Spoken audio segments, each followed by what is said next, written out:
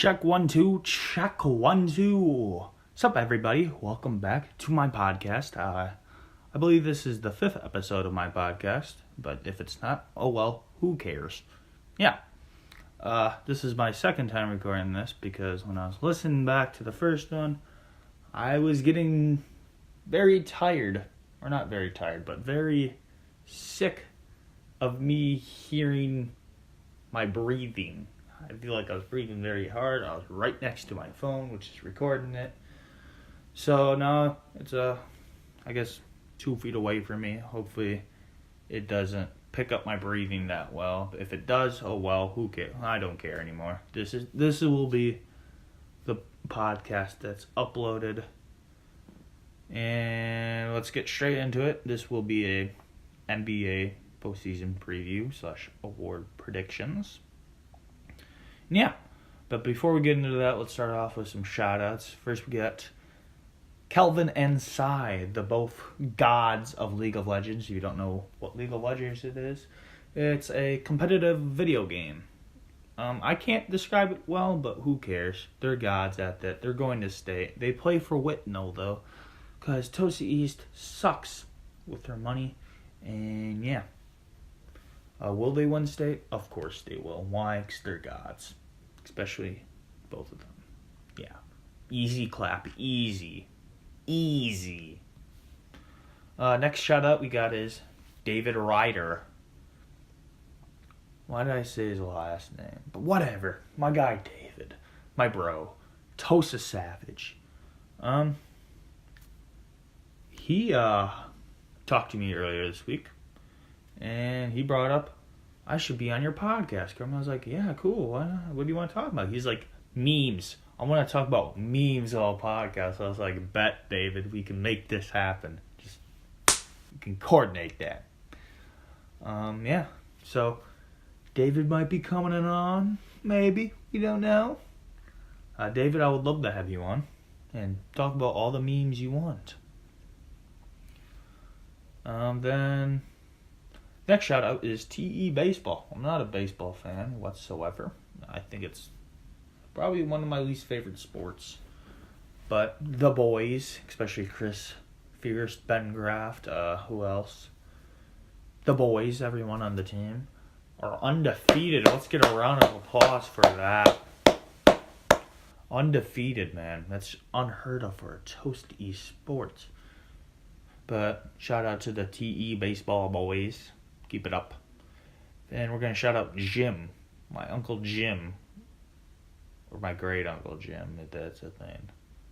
Shout out both of them. Screw it. Why not? Shout out to my Uncle Jim and my great Uncle Jim. But my great Uncle Jim, why am I shouting him out, you may ask? He's been an avid listener to this podcast. Maybe a podcast super fan, you might say. He's been giving me feedback basically after every episode. Even that, he basically gave me feedback after that, where he talked about it after my short little video I posted earlier this week. So thank you, Uncle Jim, or Great Uncle Jim, whatever. You know who you are. So thank you for listening. Thank you, everyone, for listening, but especially thanks for my Great Uncle Jim. And before we get into the preview, let's start off with screw 2K. 2K is whack. Hear me out, right? 2K is a great game. No, it's probably the game I've raged the most at in my whole life. You may ask, why screw 2K? Okay, I'm gonna paint this picture, right? I was in my career, right, with my created player, my god, basically. We were about to sweep the Raptors in the NBA Finals, and you know what happens? Soon as I win the game 4, where we won the ring, I get this message. What does this message say, you may ask? The message says, connection failed. Okay, so I pressed OK, set me back to the main menu. Like, oh, the game must have saved, Corbin, did it? No. I had to replay that whole game. The game probably takes like an hour because I have 10-minute quarters on. So instead of replaying the game, right, I just delete the whole game in general for the second or third time. That game legit pisses me off. But Corbin, it doesn't end there, does it? No, it doesn't. I downloaded that game, I think yesterday or the day before, I don't know. So I downloaded the game. I was like, I'm winning my ring, so I was being extra cautious. I save and quit after every quarter, and it worked. I got the ring that I deserve, and yeah. I might delete it again because it's a horrible game. Let's get on to the award predictions now.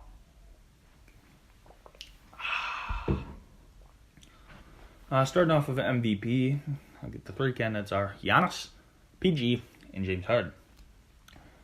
The resume for Giannis: best player, best team, leading the Bucks, both defensively and both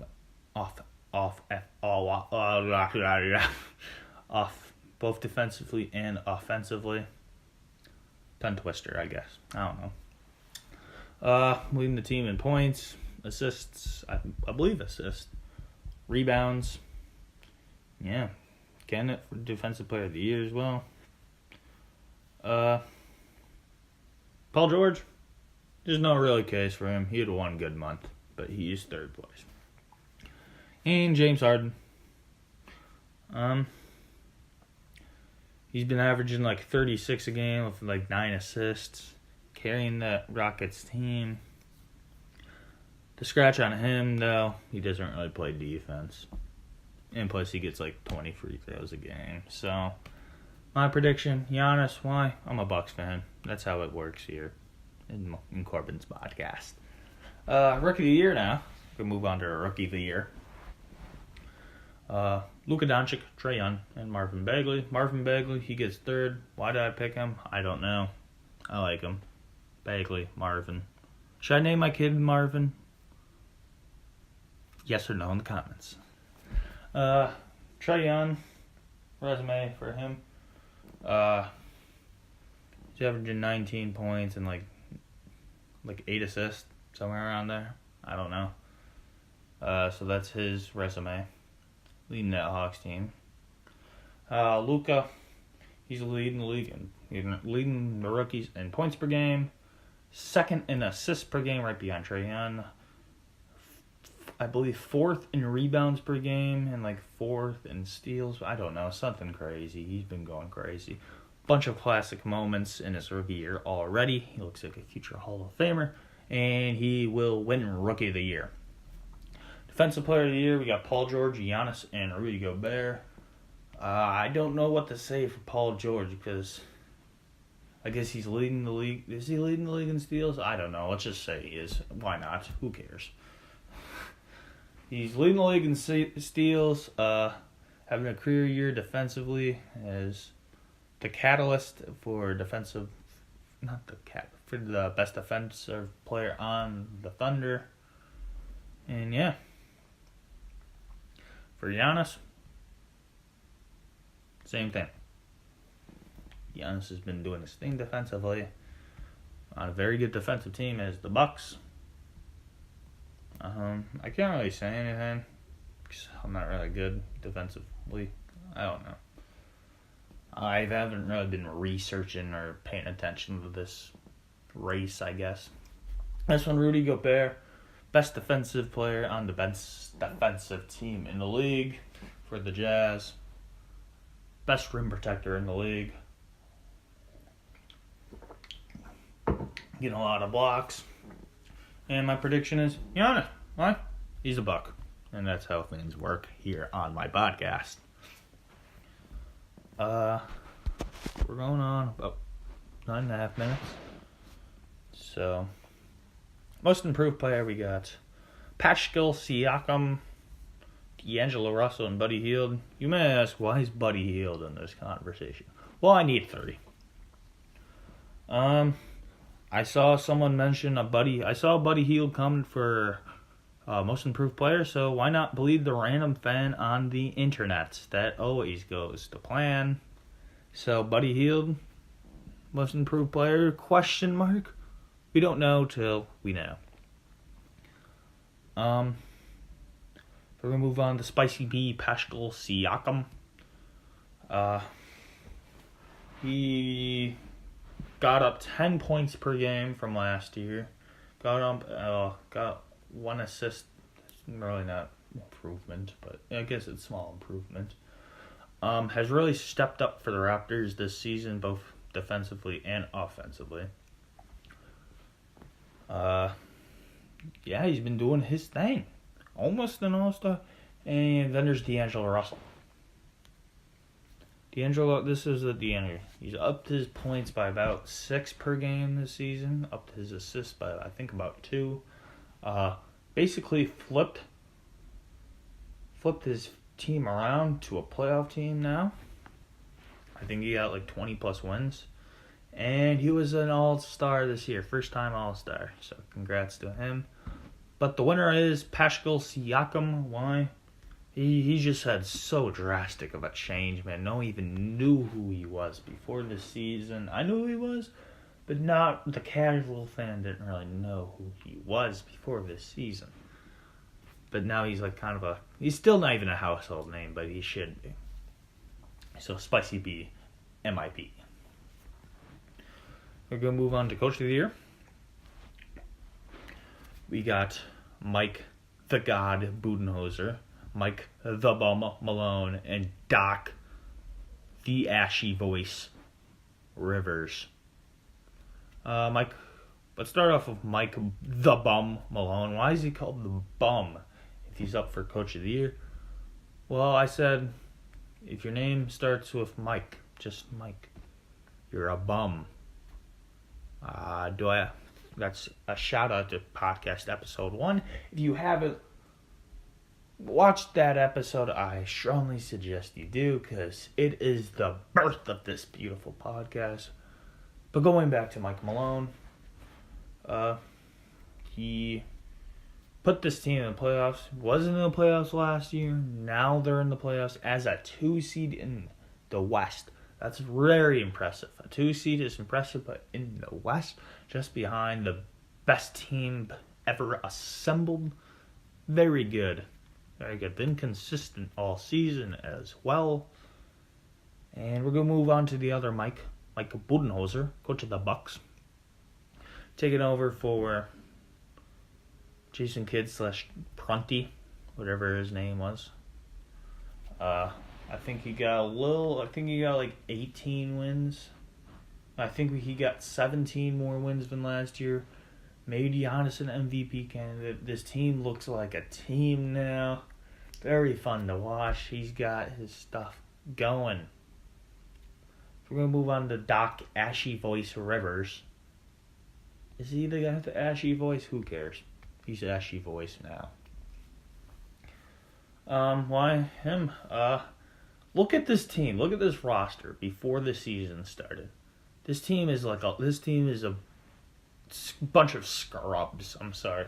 But now look at them. Montrezl Harrell, very good player. Danilo Gallinari, having a career year. Shai Gilgeous-Alexander, an okay rookie. Now he's a good rookie. Lou Will, he's always been doing his thing. Plus he lost his best player, Tobias Harris, at the middle of the season, and they just got better. They just kept getting better. Now they're in the playoffs. Sure, it's the 8th seed, but this team shouldn't be in the playoffs with their roster. So that's why he will win Coach of the Year. But he's not a Bucks. I'm a Bucks fan. Why not Budenholzer? Well, I do what I want here in this podcast, don't I? Winky face, winky face. Then the final award, 6th Man of the Year. We got Lou Will, 20-point score off the bench. He's always been a 6th Man of the Year candidate. Derrick Rose having a comeback year. He's averaging, I believe, 18 points per game. He had a 50-point game earlier this season. So congrats to Derrick Rose, man. But the Timberwolves are just a disappointment. I'm sorry. He's the fan favorite to win it. Then we got Domantas Sabonis from the Pacers, man. He's averaging a double-double off the bench, man. That's very, very good. on a very good Pacer team, though without their best player. He has really stepped up this season. And the winner will be Lou Will. Why? Because he's a Lou freaking Will. We're going to move on to the NBA playoff preview. I'm just going to talk about the first round matchups for a little bit and just give my prediction right after it. My voice is getting ashy like Doc Rivers, so I'm drinking some quality H2O. Shout out the water boy. Started off with the greatest team in the NBA, the Bucks. They take on the Pistons. This will probably be a sweep, if not 5. Bucks they legit look like the best team in the league right now. Giannis is doing his thing. Chris Middleton will do his thing. Eric Bledsoe will do his thing. Brook Lopez will keep on splashing threes for no freaking reason. Plus, Blake Griffin is hurt. I don't know if he'll be back for game 1. I mean, once he does get back, Giannis is going to lock him down anyway. And yeah, that about does it. Bucks in 4. Pacers v Celtics is a very interesting series because we got the disappointing Celtics with the very, very good Pacers without their star player, which is going to hurt them this series. If Oladipo would have been healthy for this series, I think the Pacers would have took this kind of easily, but he is not. Celtics, you got to remember, Celtics still have Kyrie Irving. He's a playoff monster. We didn't see him last year in the playoffs with the Celtics, but we're seeing him this year. So he's going to do his thing. Brad Stevens going to do his good thing, coaching. I'm going to say Celtics in 6. 76ers v Nets. This is a very interesting series.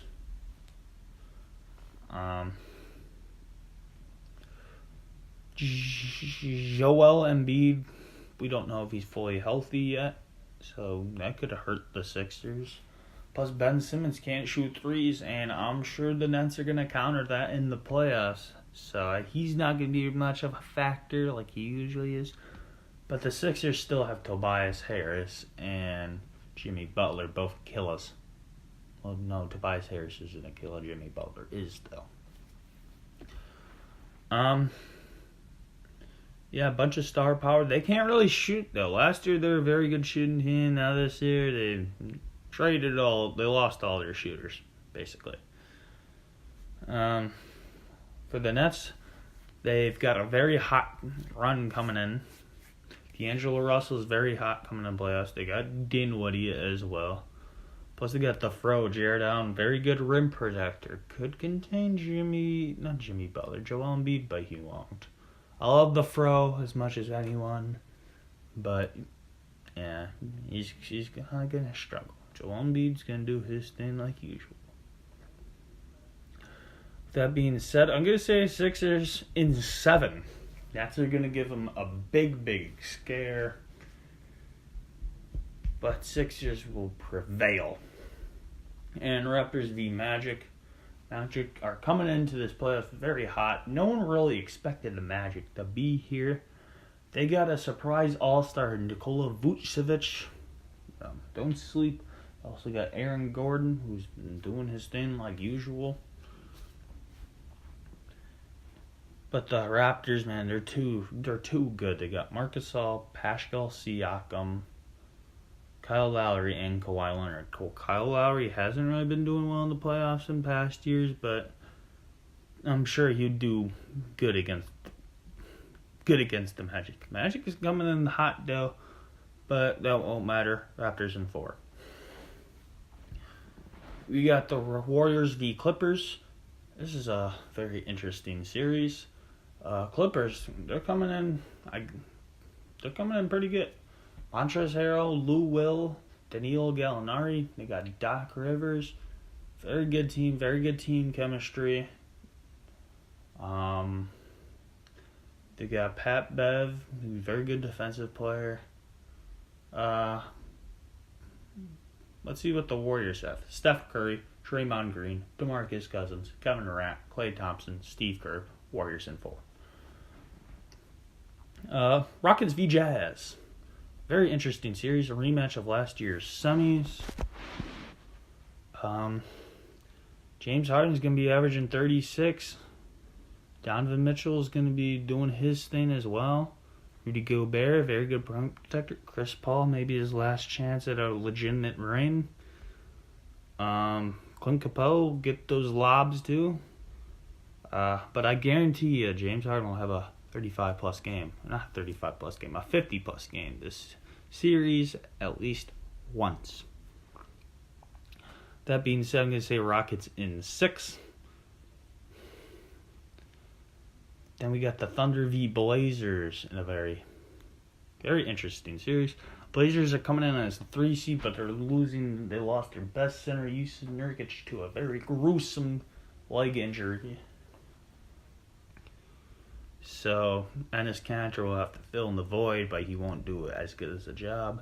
So you got Damian Lillard and CJ McCollum, but the Blazers are known for choking in the playoffs. They haven't won a play game in 2 straight years, which is kind of sad. They got swept twice.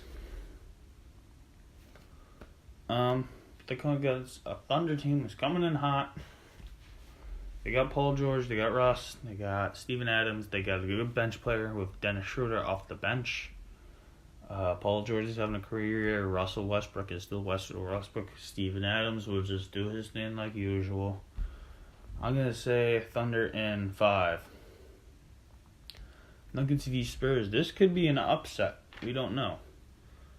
Spurs have the greatest coach of all time in Craig Popovich. They got LaMarcus Aldridge, but they got a playoff choker in DeMar DeRozan. Known playoff choker. But you can't really choke if you're a 7 seed, right? So I don't think he'll have that much pressure on him this series. Nuggets, they're coming in. They're very inexperienced, but they're a very good home team, a very good offensive team as well. They come in with Isaiah Thomas off the bench with Jamal Murray starting. Jokic will be running the offense through the center position. They got Paul Millsap. So I'm going to say Nuggets in 7. No one takes a game on the road. I think Nuggets will win every home game, and that's all they have to do. So Nuggets in 7. That's about does it for this playoff preview and this podcast. So, yeah. As always, all the Twitter at CorbinVL. Thanks everyone for watching, and Corbin out.